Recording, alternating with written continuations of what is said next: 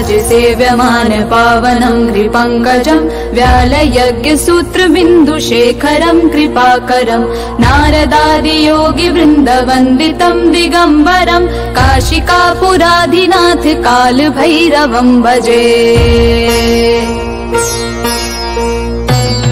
भानुकोटिभास्वरं भवाब्धितारकं परं नीलकण्ठमीप्सितार्थदायकं त्रिलोचनं कालकालमम्बुजाक्षमक्षशूलमक्षरं काशिकापुराधिनाथ कालभैरवं भजे।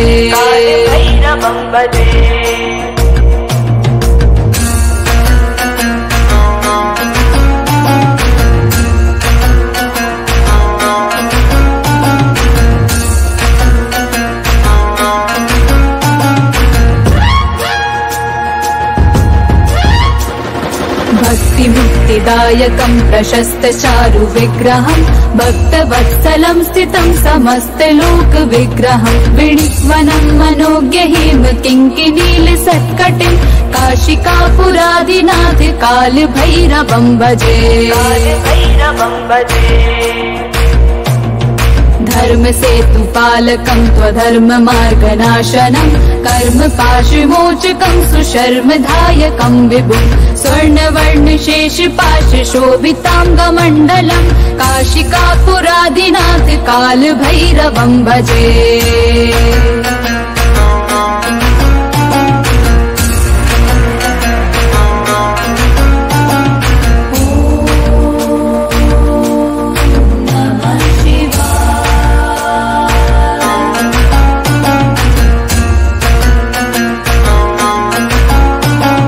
रत्नपादुका प्रभाभिरामपादयुग्मकं नित्यमद्वितीयमिष्टदैवतं निरञ्जनं मृत्युदर्पनाशनं करालदंशमोक्षणं काशिकापुराधिनाथ कालभैरवं भजे।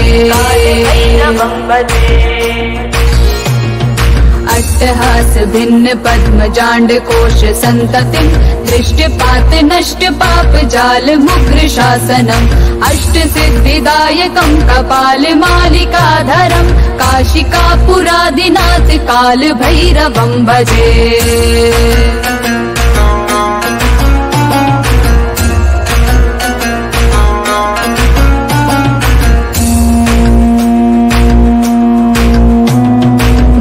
संघनायकं विशाल कीर्तिदायकं काशीवास लोक पुण्य पाप शोधकं विभुं नीतिमार्ग कोविदं पुरातनं जगत्पतिं काशिकापुराधिनाथ कालभैरवं भजे।